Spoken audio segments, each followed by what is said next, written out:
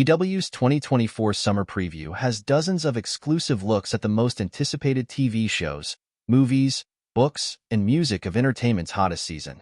Continue to visit EW.com for more previews of what you'll be watching, reading, and listening to in the months to come. Get ready for a boozy summer. Singer-songwriter Shaboozey is having a career-defining moment, and his new album Where I've Been, Isn't Where I'm Going, out now, is poised to maintain that momentum through the rest of 2024.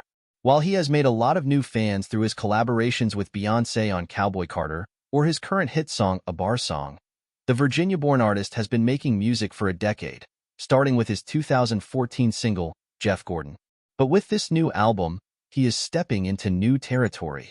With his meld of country music and rap, Shaboozey is carving out his own lane, one that drives the album. There's so many different vibes on this project, he tells Entertainment Weekly. There'll be a lot of different songs that will have their own moments throughout the rest of this year, so I'm excited to get it out to the world. From the bouncy, hip-hop-leaning Drink, Don't Need No Mix to several quintessential country tunes including Finally Over, Shaboozey is delivering tracks for fans of both genres. EW spoke with the record-breaking artist about his new album, what he took away from working with Beyoncé, and what he'd tell the version of himself who was just getting started a decade ago. I'd like to start at the beginning. What initially sparked your passion for music? Shaboozey: I was exposed to music very early and realized how much I enjoyed listening to it, watching videos and being fascinated with how it was made, trying to understand the whole energy around music and the whole process around making music, visuals, and telling stories. Who were some of those artists you were listening to early on? Kanye, Pharrell, Jay-Z. Those are probably the top three. Lil Wayne.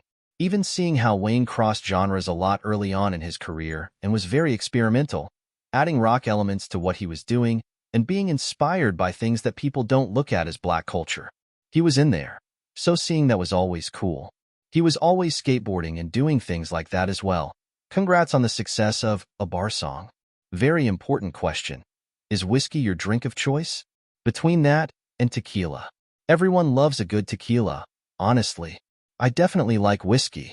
The culture behind whiskey. It has heritage in the South. It makes sense to go there with the drink of choice. When did you know that interpolating tipsy for a bar song would work? From the start or during the writing or recording process? I feel like when you're going to flip a 2000 song, especially when it has the type of energy the original one had, it's like, how does it not work? It's definitely one of those that an A&R is wishing like, damn, I wish I came up with that. I like to find talent and help people develop sounds with other artists, and it's something I'm interested in. What has experiencing the response to A Bar Song been like? It's amazing to see it resonate with so many different audiences.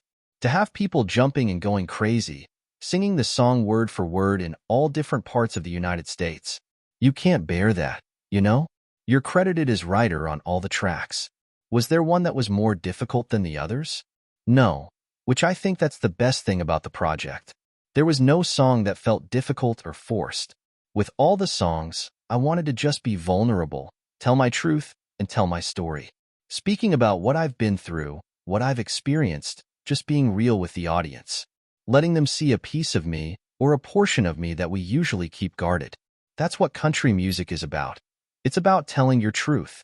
How did the Noah Cyrus feature come together, and why was Noah the right choice for My Fault? Me and her are super similar as far as being super intentional with our art. We're going to make sure that our art represents ourselves, and it's something different and unique.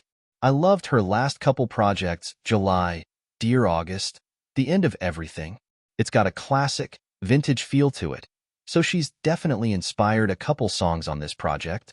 To finally get her on a song. Last project I tried to get her on a song and the timing didn't work out, but it's cool the timing worked out on this one, and the song came out awesome. Cowboy Carter has songs from different pockets of country music, and for some, it has been entry points into country music, or what black artists are doing in the genre. For those new to it, how would you describe where the songs on Cowboy Carter you were on fit into the country genre? Cowboy Carter is a hybrid of a lot of different genres, and that's always been my mission, to be the bridge between hip-hop or urban music and country music. It was cool to hear her project and see that she's inspired by the same things I'm inspired by.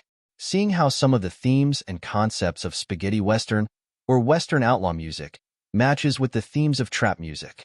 If you go back to Marty Robbins' gunfighter ballads and trail songs, songs like Big Iron and The Master's Call are songs about being in a gang, robbing banks and trains, and leaving that life behind because that life is only going to lead to death or incarceration. It's interesting that a song from the 1960s is talking about that. Then you got a song from Atlanta and it's talking about the same thing, trying to get out of that life. I thought it was very interesting how she blended those genres together because I did the same thing on my projects. What did you learn or take away from working with Beyoncé? Don't sacrifice your artistic intention. I go back to the interview where she said people don't make albums anymore. That is a real album with interludes. Everything she did with the artwork. Even when she dropped the track list, I was like, is this a show poster? What is this? It's just cool to see her at that level of her career still being a real artist. At that level, they can offload everything if they want, and she's in there doing everything still to this day. What would you tell the version of you who started making music a decade ago? Don't lose your inspiration, honestly. When I started music, I had so many dreams and aspirations for what I wanted to do beyond music. I used to put wanting to make movies, write books, and all these other things in front of making music. I just want to make sure I don't lose that in the future. Your music is part of this current moment where folks are looking at and talking about what Black people can bring and have brought to country music. What would you say to artists who want to or have tried to enter the space? Make music that's true to you. Don't make music for a response from people. That's the biggest thing. I don't think anyone needs to worry about if there's going to be space when they create. Create music that's authentic to you and that you respect, and there'll be space for you honestly. You didn't make this album knowing how 2024 would blow up for you. Has that shifted your plans for what happens after the album drops? Not too much. I didn't know any of this stuff was going to happen. I wanted to put together a great album that people would listen to and feel connected to feel like this is the new artist we want to listen to for the next 20, 30, 50 years. Where I've been isn't where I'm going is out now. This interview has been edited for length and clarity.